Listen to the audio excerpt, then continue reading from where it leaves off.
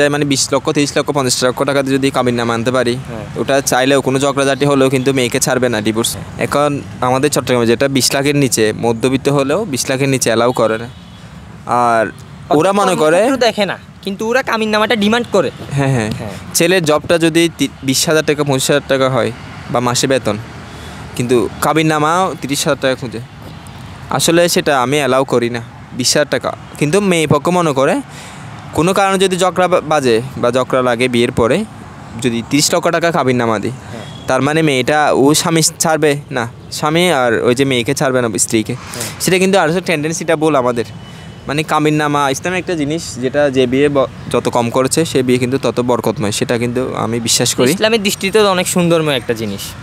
তার মানে ওটা একটা টেন্ডেন্সি থেকে যায়, মানে 20 লক্ষ 30 লক্ষ 50 লক্ষ টাকা যদি কাবিননামা আনতে পারি, ওটা চাইলেও কোনো ঝগড়াঝাটি হলেও কিন্তু মেয়েকে ছাড়বে না ডিভোর্স। আসলে একটা জিনিস আমরা দেখেছি, এমনকি যারা সোশ্যাল মিডিয়াতে দেখেন বা বিভিন্ন 20 টাকার বিয়ে কিন্তু ভেঙে গেছে, আমরা দেখেছি লক্ষ লক্ষ টাকার।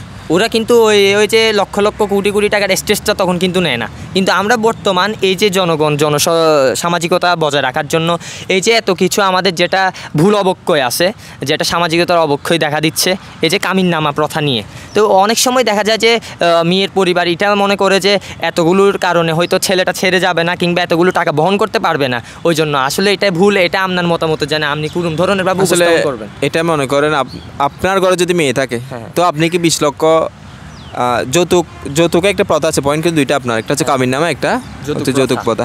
আপনার ঘরে ছেলে আছে মনে করেন, ছেলে বিয়ের জন্য মেয়ে খুঁজবেন, তখন তো আপনি চান কম দিতে 5 লক্ষ 7 লক্ষ, কিন্তু যখন আপনি মেয়ের বাবা হবেন ছেলেদের থেকে এখানে এরকম চান।